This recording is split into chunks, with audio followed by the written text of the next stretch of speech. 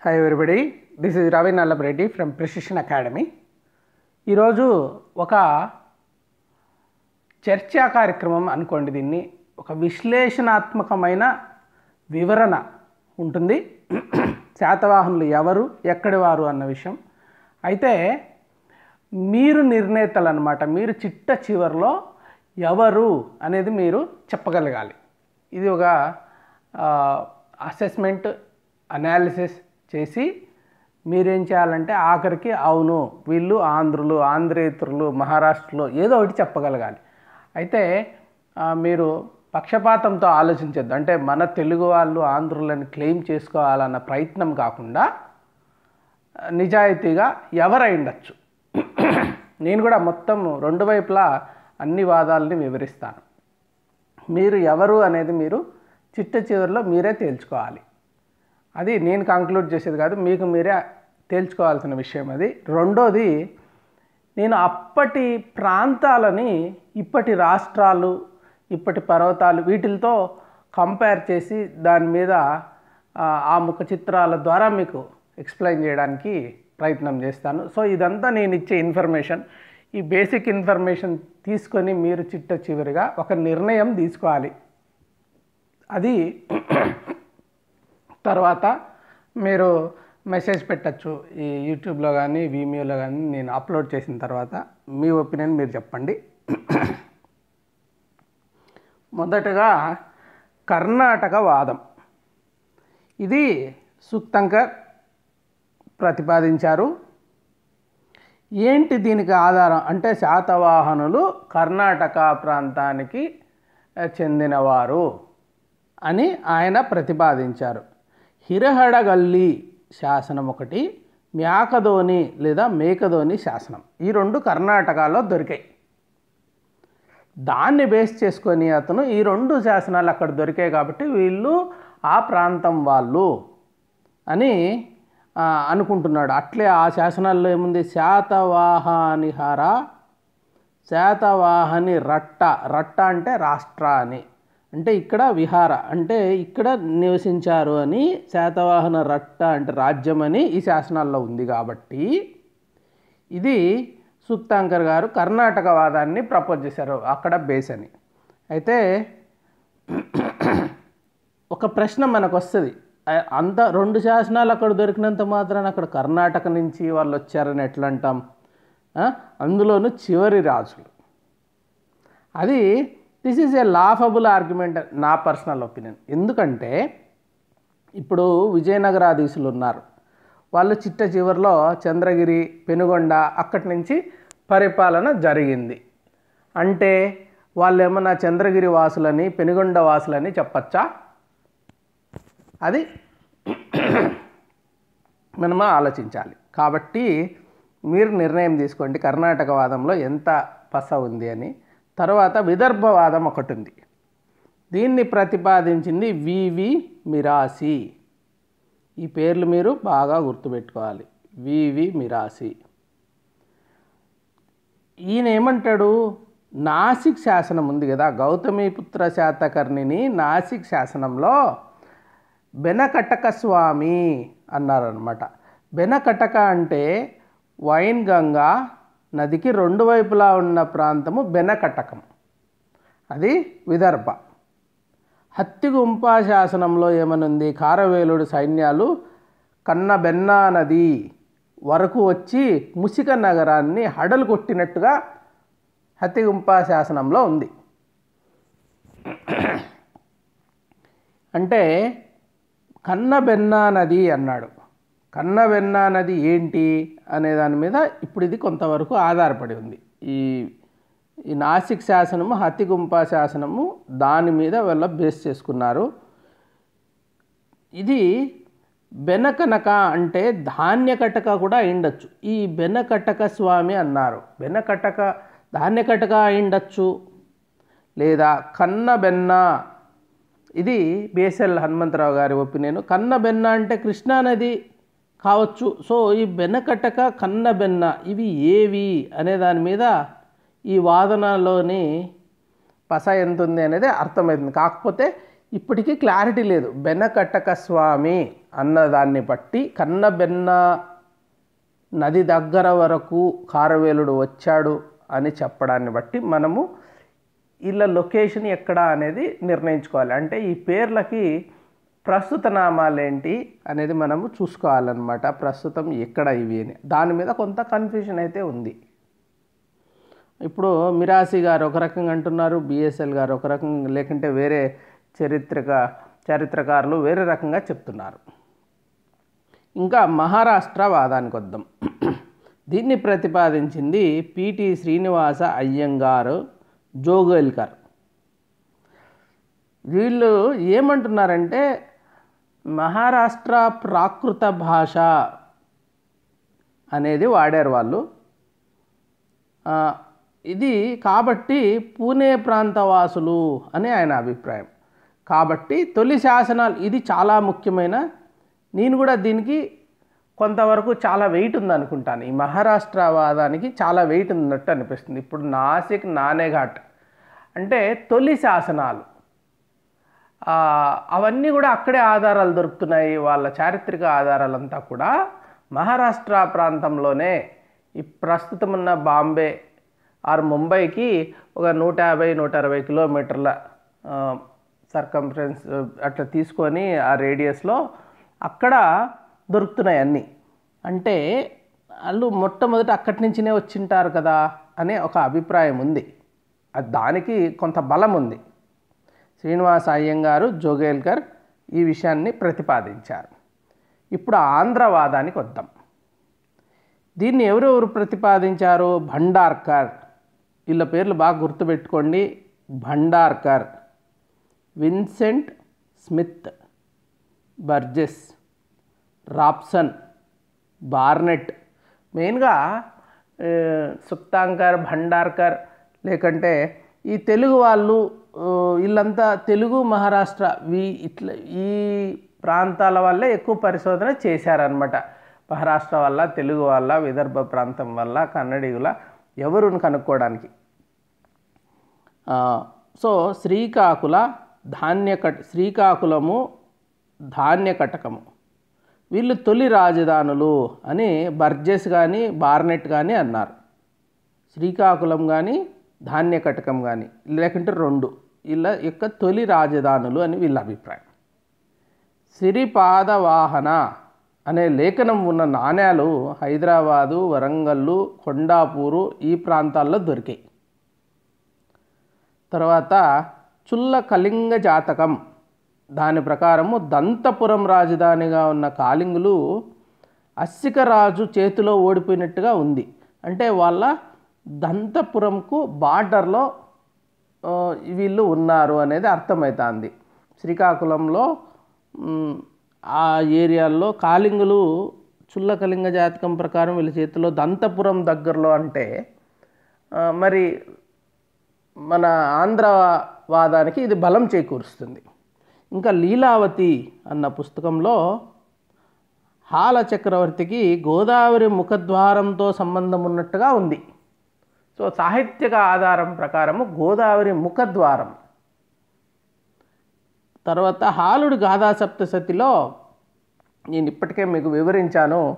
ఆ తెలుగు సాంప్రదాయాలు, తెలుగు పదాలు అనేటివి బాగా కనిపిస్తున్నాయి. దేశీ భాష అనేది డెఫినెట్గా దాంట్లో హాలుడి గాథా సప్తశతిలో ఉంది. అంటే దాన్ని బట్టి కూడా ఆంధ్రవాదానికి బలం చేకూరుతుంది.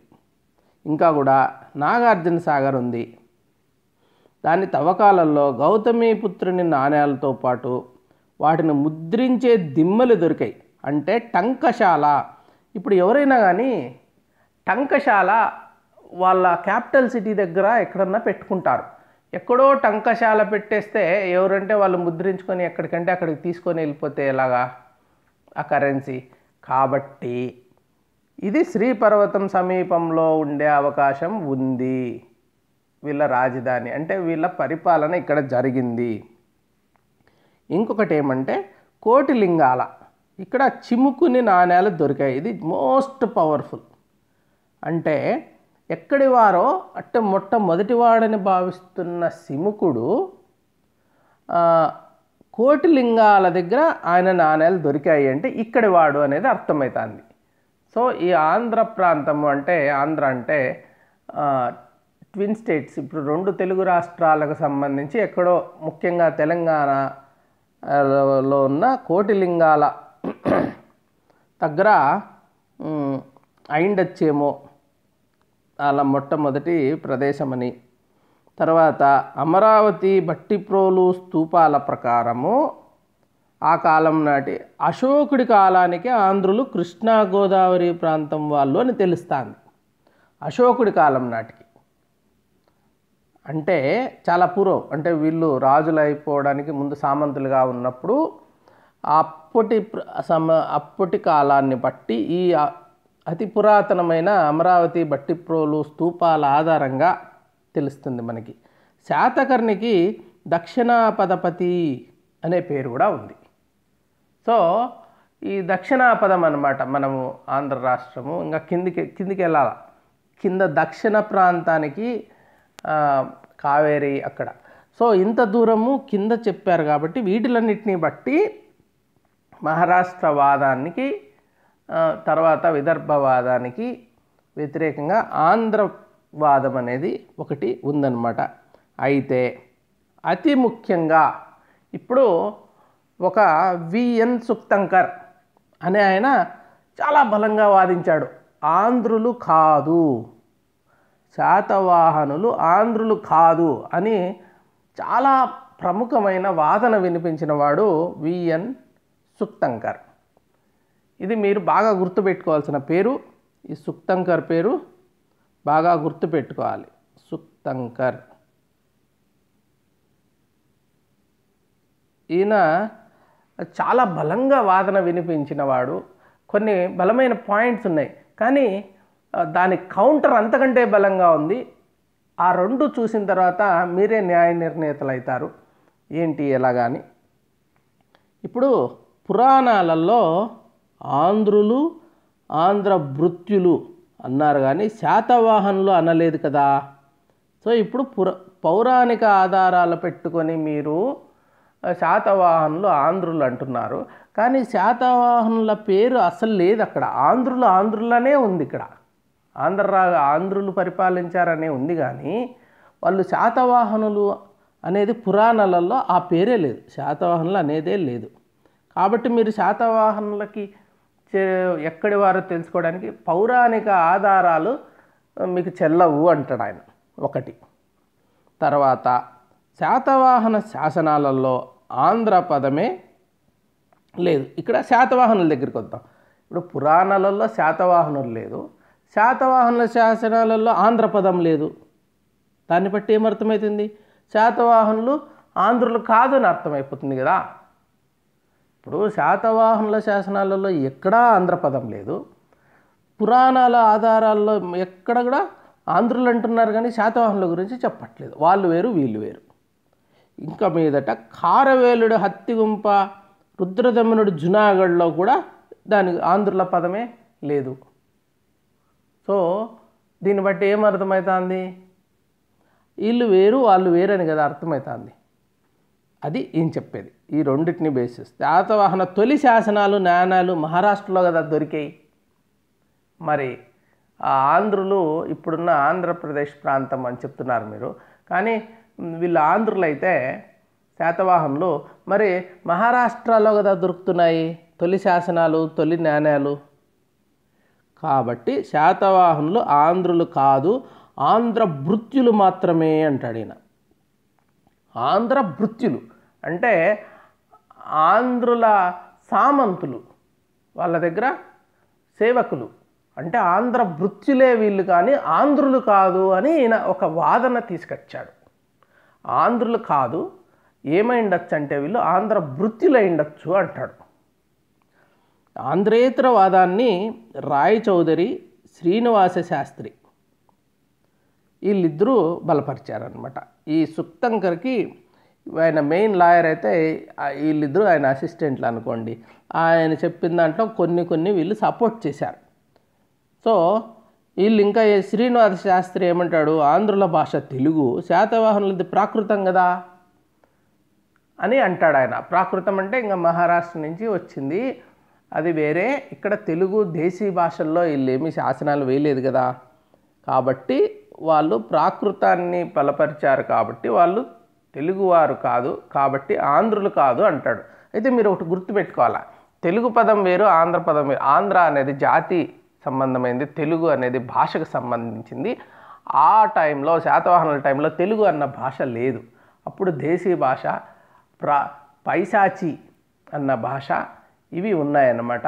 ప్రాకృతం ఉంది, ఆ తర్వాత కొంత సంస్కృతం కూడా ఎంటర్ అయింది. సో ఇది అప్పటి పరిస్థితి. అయితే ఇప్పుడు తెలుగు మాట్లాడుతున్న వాళ్ళు ఆంధ్రులు. ఈ ఆంధ్రులు అప్పుడు దేశీ భాష మాట్లాడేవాళ్ళు, అప్పుడు ప్రాకృతం కూడా మాట్లాడి నిండొచ్చు. అది మనం అర్థం చేసుకోవాల్సిన విషయం ఇక్కడ. అయితే ఈయన ఆంధ్రేతరులు అని చాలా బలమైన వాదన వినిపించాడు. దీనికి కౌంటర్ చెప్తాను ఇప్పుడు. దీంట్లో దోషాలు ఏమున్నాయి, ఈయన ఇంత బలంగా వాదన చేశాడు కదా, దాన్ని బట్టి ఒకటి చెప్తాం. ఆయన ఆంధ్రులు అనేది ఒక జాతికి సంబంధించింది, ఇది శాతవాహనులు అనేది రాజవంశాన్ని సూచిస్తుంది. మిక్స్ చేస్తే కుదరదు. ఇక్కడ ఆంధ్రులు శాతవాహనులను రాశారంటే ఆంధ్రులు కాదని, ఆంధ్రులు రాశారంటే శాతవాహనులు కాదని కాదు. ఇది మ్యూచువల్లీ ఎక్స్క్లూజివ్ కాదు. ఆంధ్ర శబ్దం జాతికి, ఆంధ్రులలోనే శాతవాహనులు ఉన్నారు, ఇక్ష్వాకులు ఉన్నారు, ఇలాంటి ఎన్నో రాజకుటుంబాలు ఉన్నాయి. రాజకుటుంబాలు వేరు. రాజకుటుంబం శాతవాహనులు అన్నంత మాత్రాన ఆంధ్రులు కాదని, ఆంధ్రులు అన్నంత మాత్రాన శాతవాహనులు కాదని చెప్పలేము. తర్వాత ఆంధ్ర భృత్యులు అంటున్నాడు. ఆంధ్రుల యొక్క ఇక్కడ మనము కొంత తెలుగు వ్యాకరణాన్ని కూడా ఉపయోగించుకున్నాం. ఆయన తెలుగు వ్యాకరణాన్ని వేరే రకంగా అర్థం చేసుకున్నాడు. ఆంధ్ర భృత్యులు అంటే ఆంధ్రుల యొక్క భృత్యులు అంటే తత్పురుష సమాసం. అది ఆంధ్రుల యొక్క భృత్యులు. ఆంధ్రుల దగ్గర సేనాపతులుగాను కింద వాళ్ళకు సామంతులుగాను పనిచేస్తే ఆంధ్ర భృత్యులు, ఆంధ్రుల యొక్క భృత్యులు. దాన్నే కర్మధారయ సమాసంలో చూసామనుకోండి, భృత్యులుగా ఉండిన ఆంధ్రులు అని కూడా అనుకోవచ్చు కదా. అర్థమవుతుందా? భృత్యులుగా ఉన్న ఆంధ్రులు అంటే అప్పుడు సామంతులుగా ఉన్నారు ఆంధ్రులు. ఆంధ్రులు ఎవరు? శాతవాహనులు. శాతవాహనులు ఆంధ్రులు. ఆ ఆంధ్రులే భృత్యులుగా ఉన్నారు. దీనిని భండార్కర్ భావిస్తున్నాడు. దీన్ని మనము కర్మధారయ సమాసంలో తీసుకోవాలి కానీ తత్పురుష సమాసంలో తీసుకోకూడదు. ఆంధ్రులే శాతవాహనులు, శాతవాహనులే ఆంధ్రులు, కానీ ఆంధ్రులు అప్పుడు భృత్యులుగా ఉన్నారు. ఏ మౌర్యులకో ఎవరి దగ్గరనో భృత్యులుగా ఉన్నారు కాబట్టి ఆంధ్ర భృత్యులు అన్నాడు. అంతేగాని ఆంధ్రుల యొక్క భృత్యులు కాదు, భృత్యులుగా ఉండిన ఆంధ్రులు అన్నమాట. తర్వాత భాగవత పురాణానికి వస్తే శాతవాహనులు ఆంధ్రులు, మొదట వారు భృత్యులుగా ఉండేవారు అనేది భాగవత పురాణంలో తెలుస్తుంది క్లియర్గా. కాబట్టి భాగవత పురాణం ఆధారం చేసుకొని మనము శాతవాహనులు ఆంధ్రులని, వారు భృత్యులుగా ఉండేవారని అర్థం చేసుకోవచ్చు కదా. ఇంకా మత్స్య పురాణానికి వెళ్తే శిశుకోంద్ర సజాతీయ, శిశుకోంద్ర సజాతీయ అన్నారు మత్స్య పురాణంలో. శిశు కాదు, దాన్ని మనము సిముకోంద్ర అంటే సాంస్క్రిటైజ్ అయిపోయింది అక్కడ. సిముకోంద్ర అంటే సిముకుడు ఆంధ్రుడు, కోంద్ర అంటే సిముక ప్లస్ ఆంధ్ర, సజాతీయ సేమ్, సిముకుడు ఆంధ్రుడు అని చెప్తాంది కదా మత్స్య పురాణము. సో ఈ పౌరాణిక ఆధారాలు ఉన్నాయి. భాగవత పురాణం కానీ మత్స్య పురాణం కానీ శాతవాహనులు ఆంధ్రులు అని చెప్తాంది. ఇంకా సుక్తంకర్ది గాలివాదం, shot in the air. Doctor Gopalachari గారు కూడా ఇది షాట్ ఇన్ ది ఎయిర్, ఆయన చెప్పిన దాంట్లో పెద్ద ఏమీ కంటెంట్ లేదు, గాలివాదము అంటాడు ఆయన. ఇంకా కూడా లోపాలు ఇంకా 4 చెప్తాను. సుప్తంకర్ వాదనలోని లోపాలు, తర్వాత మీరే న్యాయ నిర్ణేతలు. శాతవాహనులు ప్రాకృతాన్ని మౌర్యుల నుంచి వారసత్వంగా తీసుకున్నారు. దేశీ కూడా వాడారు. ఇదే ప్రాచీన తెలుగు అని దినేష్ చంద్ర సర్కార్ అభిప్రాయం కూడా అదే. ఇప్పుడు శాతవాహనులు ప్రాకృతము అంటే వాళ్ళు తీసుకున్నారు వారసత్వంగా, మౌర్యుల దగ్గర పని చేశారు, తర్వాత మౌర్యుల సామంతులుగా ఉండి మౌర్యుల దగ్గర నుంచి అదే వారసత్వంతో ప్రాకృతాన్ని వాళ్ళు కంటిన్యూ చేశారు అధికార భాషగా. తర్వాత గౌతమ్ అలాగే దేశీ కూడా ఉంది, ఆల్రెడీ గాథా సప్తశతిలో ఉంది కదా, దేశీ భాష ఉంది. గౌతమి బాలాశ్రీ నాసిక్ శాసనంలో ఏమంటుంది, ఇతను మొట్టమొదట నాసిక్ శాసనము నానఘట్ అక్కడ వేయించిన, అక్కడ ట్రేడ్ రూట్ ఉంది వేశారు. అయితే దాంట్లో మహేంద్రగిరి, సిరిటన, శటగిరి ఈ పర్వతాల గురించి ఉందన్నమాట. అంటే మహేంద్రగిరి అంటే ఏంటి, విశాఖ సమీపంలోని తూర్పు కనుమలలో మహేంద్రగిరి అంటారు. సిరిటన అంటే ధాన్య కటకము లేదా శ్రీశైలం అయి ఉంటుంది. తర్వాత శటగిరి అంటే శ్రీపర్వత సమీపంలో శటగిరి పర్వతాలు ఉన్నాయి, ఇవి తూర్పు కనుమలు. ఈ నాసిక్ శాసనం బట్టి కూడా అప్పటికే తూర్పు కనుమల్లో శాతవాహనులు ఉన్నారు అనేది క్లియర్గా ఎస్టాబ్లిష్ అయింది. అంటే శాసనం అక్కడేస్తే ఆ ఊర్లోనే మాత్రం పరిపాలన చేయరు కదా, వాళ్ళ పాలన మొత్తం తూర్పు పశ్చిమ కనుమలు రెండింటినీ టచ్ చేసేలాగా ఉంది. గౌతమిపుత్ర శాతకర్ణిని త్రిసముద్ర తోయ పితవాహన అని సంబోధించారు కదా. అంటే ఆయన గుర్రము బంగాళాఖాతం నీళ్లు కూడా తాగినట్లే కదా, త్రిసముద్ర తోయ పితవాహన అన్నాడు. కాబట్టి రెండు సముద్రాలు, మరి అరేబియన్ సముద్రం, బంగాళాఖాతం, హిందూ మహాసముద్రం అంటే మరి పశ్చిమ కనుమల్లో కింద వరకు వాళ్ళు క్లెయిమ్ చేస్తున్నారు కాబట్టి ఇంకొంచెం టచ్ చేసిండొచ్చు ఒకసారి. అంటే పరిపాలించాడా లేదా అనేది వేరున్నా శాతవాహనులు. ఇప్పుడు ఫైనల్ క్వశ్చన్ అడుగుతాను, దీనికి ఆన్సర్ చెప్పగలగాల. ఆంధ్రులు కాదు అన్న సుప్తంకర్ గారు దీనికి ఆన్సర్ చెప్పలేరు, ఎందుకంటే శాతవాహనులు ఆంధ్ర భృత్యులు అన్నాడు. మరి ఆంధ్ర భృత్యులు శాతవాహనులు అయితే ఆంధ్రులు ఎవరు, ఇది చెప్పండి. ఇప్పుడు ఆంధ్ర భృత్యులు అంటున్నారు, ఆంధ్ర భృత్యులు శాతవాహనులు కదా, మరి ఆంధ్రులు ఇక్ష్వాకులా లేకంటే ఎవరు, ఇంకా ఎవరి దగ్గర వాళ్ళు సేనాపతులుగా ఉన్నారు, మౌర్యుల ఆంధ్రులా, ఎవరి దగ్గర వీళ్ళు భృత్యులుగా ఉన్నారు, ఆ పేరే లేదు కదా, ఉండింది శాతవాహనులు, మరి ఎవరి దగ్గర వాళ్ళు భృత్యులు. కాబట్టి ఈ ఆంధ్ర భృత్యులు అన్న శాతవాహనుల ఆంధ్ర భృత్యులు కాదు, ఆంధ్రులు. అది క్లారిటీగా అర్థం చేసుకోవాల్సిన విషయం. శాతవాహనులే ఆంధ్రులు. పురాణాలు చెప్తున్నాయి, శాసనాల ఆధారంగా కానీ పౌరాణిక ఆధారాలు బేస్ చేసుకొని కానీ శాతవాహనులు ఆంధ్రులు అని మనం క్లియర్గా చెప్పచ్చు. కాబట్టి సుప్తాంకర వాదనలో చాలా దోషాలు ఉన్నాయి, దోషభూయిష్టంగా ఉంది. కాబట్టే అది షాట్ ఇన్ ది ఎయిర్ లేదా గాలివాదము అని మనకు తేలిపోయింది. ఇది రెండు వాదాలు నేను చెప్పాను.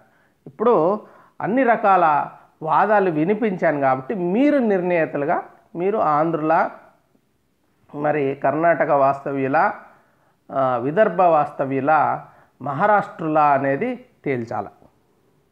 ఇంకా కొన్ని మీకు అడిషనల్ ఇన్ఫర్మేషన్ ఇస్తాను. శాతవాహనుల మూలాలకు సంబంధించి ఆంధ్ర ప్రాంతాల విషయంగా వినయ పిటక ఏమంటుంది, అది మధ్యమ దేశ సరిహద్దుల్లో శతకర్ణికా నగరం ఉంది అని చెప్తుంది.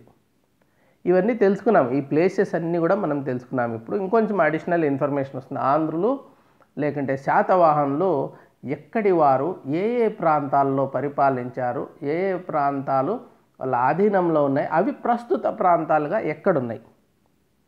సుత్తనిపాత, అస్సక, ములక జనపదాలు ఆంధ్ర రాజ్యాలు అని చెప్తుంది. అప్పుడు జనపదాలు ఉండేటివి. ఈ మౌర్య సామ్రాజ్యం అంటే మగధ, అది కూడా ఒక జనపదమే, అది చాలా స్ట్రాంగ్ అయిపోయింది. సో చాలా జనపదాలు ఉండేటివి అన్నమాట. అప్పుడు చాణక్యుడు అలెగ్జాండర్ వస్తున్నాడని జనపదాలను ఐక్యం చేయడము అదంతా మీకు తెలుసు. సో వాటిల్లో ఆంధ్ర జనపదాలు ఏవి, అస్సక, ములక ఆంధ్ర జనపదాలు. ఈ ములక నేటి ఔరంగాబాద్ జిల్లా, దీని రాజధాని ప్రతిష్టానపురము లేదా పైథాన్ అని కూడా అంటారు.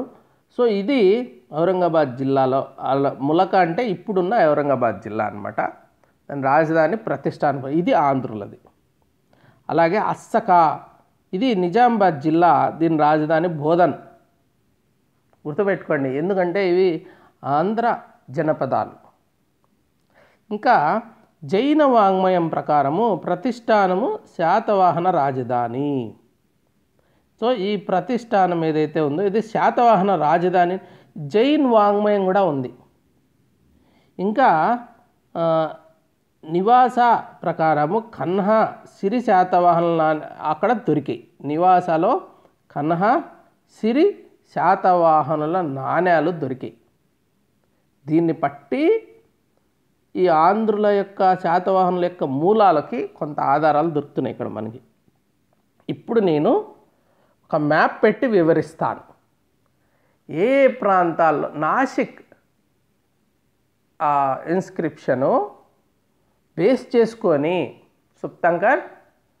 సుప్తంకర్ ఇది కాదు అన్నాడు కదా నాసిక్ ఆధారంగా, శాసనం ఆధారంగా.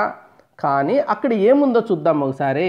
ఆంధ్ర ప్రాంతాలు నాసిక్ శాసనము, నాసిక్ ప్రశస్తి, ఆయన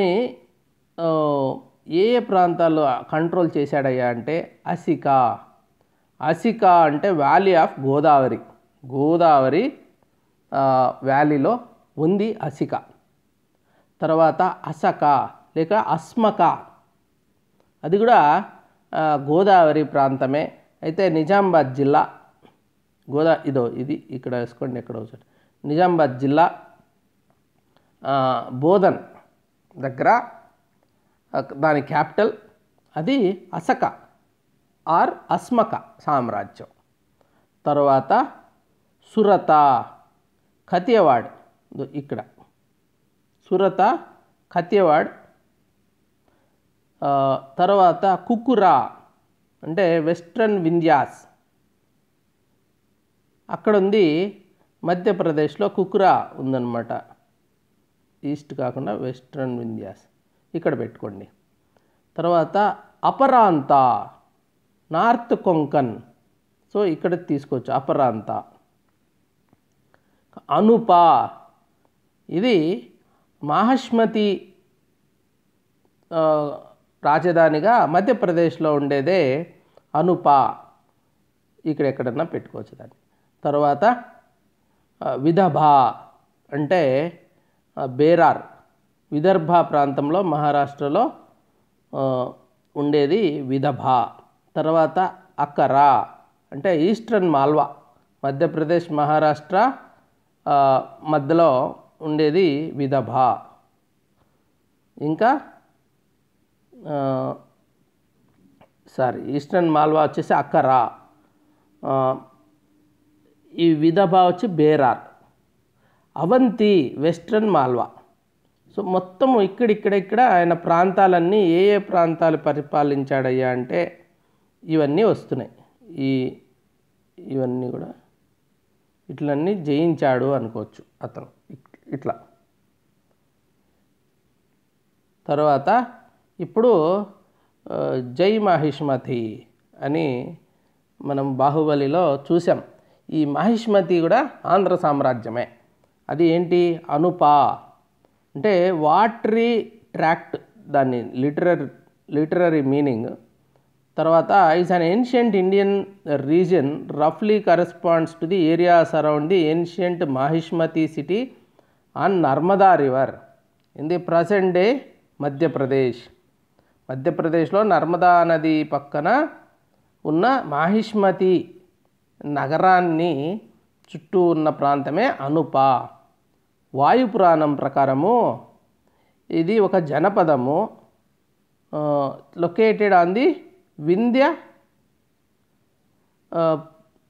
వింధ్యప్రస్థ అంటే వింధ్యా ప్లాట్యూ, వింధ్య పర్వతాల పరిసరాలుగా నర్మదా నది దగ్గర మాహిష్మతి నగరాన్ని చుట్టుకొని ఉన్న ప్రాంతము అనుప అనే జనపదము. అది శాతవాహనులకు సంబంధించింది. ఇప్పుడు ఆ నాసిక్ ప్రశస్తిలోనే ఇంకా లార్డ్ ఆఫ్ దీస్ మౌంటైన్స్ అని ఆయన చెప్పుకుంటా వచ్చాడు. ఏంటి ఆ మౌంటైన్స్? ఏ పర్వతాలకి అతను అధిపతి? వింధ్యవత్ పరియాత్ర అంటే ఇక్కడ వింధ్య. సో ఈ వింధ్య పర్వతాలన్నీ ఆయన కంట్రోల్లో ఉన్నట్టు.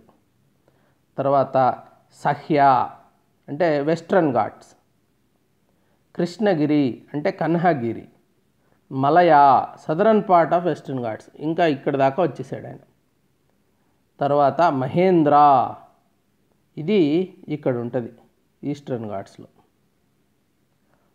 విశాఖ సమీపంలో. శ్రేష్టగిరి, శ్రీపర్వత సమీపంలో ఉండేది శ్రేష్టగిరి. తర్వాత చకోరా, ఈస్టర్న్ ఘాట్స్. సో అతను ఇట్లో ఈ 3 లెక్కలేసుకోండి. సో వింధ్య పర్వతాలు, తర్వాత తూర్పు కనుమలు, పశ్చిమ కనుమలు, ఇలాంటిది ఇంత ప్రాంతం. ఈ పర్వతాల ఆధారంగా, ప్రాంతాల ఆధారంగా, జనపదాల ఆధారంగా ఆయన టెరిటరీ ఎక్కడుంది అనేది ఎస్టాబ్లిష్ అయింది. సో ఈ పేర్లన్నీ మీరు గుర్తుపెట్టుకోవాలి. ఇది అవగాహన చేసుకుంటేనే శాతవాహనులు ఎక్కడి వారో కూడా మనకు అర్థమవుతుంది. ఇప్పుడు కొన్ని క్వశ్చన్ పేపర్స్లోటివి నేను చదువుతాను, మీరు ఆన్సర్స్ పెట్టాలి. మ్యాకధోని శాసనం ఆధారంగా శాతవాహనులు కర్ణాటక వాళ్ళు అని చెప్పింది ఎవరు? మీరాసి, భండార్కర్, సుక్తాంకర్, జోగ్లేకర్. రెండో ప్రశ్న, గౌతమిపుత్ర శాతకర్ణి ఆధీనంలో ఉన్న అనుప అను ప్రదేశ రాజధాని ఏది? మాహిష్మతి, విదిశ, ఉజ్జయిన్, పోదన. ఇది ఇంతకుముందు అడిగిన 2017 గ్రూప్ 2లో అడిగారు. అస్సక జనపద రాజధాని ఏది? 2012లో అడిగిండేది. పైతాన్, బోధన్, కోటిలింగాల, ధాన్య కటకం. ఇంకా 2012లో ఆంధ్రుల శాతవాహనులు ఒక్కరు కాదని ఎవరు చెప్పారు? భండార్కర్, సుక్తాంకర్, శ్రీనివాస అయ్యంగార్, స్మిత్. శాతవాహనులు ఆంధ్రులు కారని, ఆంధ్ర భృత్యులని వాదించిన పండితులు ఎవరు? 2008లో భండార్కర్, సుక్తాంకర్, రాప్సన్, గోపాలాచారి. సో మీరు వీటికి సమాధానాలు మీరు చెప్పగలగాలి. ఎందుకంటే మీకు అన్ని వాదనలు వినిపించాను, ఎవరెవరు ఏమేమి వాదించారు, ఆంధ్ర భృత్యులని, ఆంధ్రులని, శాతవాహనులు ఆంధ్రులు కాదని ఎవరు వాదించారు, ఎవరు కౌంటర్ చేశారు, ఎలాంటి కౌంటర్ ఉంది, ఎలాంటి లాజిక్ ఉంది, ఏ ఏ ప్రాంతాలు ఎక్కడెక్కడ అనేసి మొత్తం వివరించడం జరిగింది. కాబట్టి మీరే ఇప్పుడు న్యాయ నిర్ణేతలుగా మీరు చెప్పాలి, ఆంధ్రుల కాకపోయి ఉండొచ్చా అని. అన్బయాస్డ్గా మీరు ఒక జడ్జిమెంట్ చేయగలిగి ఉండాలి. ఇంతసేపు విన్నారు కాబట్టి, అన్ని అవగాహన చేసుకున్నారు కాబట్టి. Hope you enjoyed this discussion. రెండు వైపులా అంటే 4 వైపులా వాదనలు, ప్రతివాదనలు మీరు విన్నారు, ఎవరు అని తెలుసుకున్నారు. అప్పటి ప్రాంతాలు ఇప్పుడు ఎక్కడున్నాయో మీకు అవగాహన వచ్చింది. Hope you enjoyed this session. మీకు ఏమైనా ఇంకా ఇతర వీడియోస్ లేకుంటే test series or mentorship guidance కంపల్సరీగా గ్రూప్ 2 క్రాక్ చేయాలి అనుకుంటున్న విద్యార్థులు ఇప్పుడు మెంటార్షిప్ ద్వారా గైడెన్స్ తీసుకుంటున్నారు కొంతమంది. అది మీకు దాని గురించి వివరాలు కావాలంటే 810101405060 ఈ నెంబర్స్కి కాల్ చేయొచ్చు, లేదా 85 నెంబర్. నేను చెప్పేది ఏమంటే నాకు ఫోన్ మాత్రం చేయకండి, నేనే కాల్ బ్యాక్ చేస్తాను, లేకుంటే మెసేజ్ ఇస్తాను. వాట్సాప్ మెసేజ్ చేయండి 85 నెంబర్కి, వివరాలన్నీ మీకు దొరుకుతాయి. precisionacademy.inలో రిజిస్టర్ చేసుకొని ఫ్రీగా కొన్ని టెస్టులు, కరెంట్ అఫైర్స్ చూడొచ్చు. అలాగే మా యూట్యూబ్ ఛానల్ ఇంతవరకు మీరు సబ్స్క్రైబ్ చేయకుంటే సబ్స్క్రైబ్ చేసుకోండి, నోటిఫికేషన్స్ వస్తాయి. Thank you very much for joining. Have a good day. Bye bye.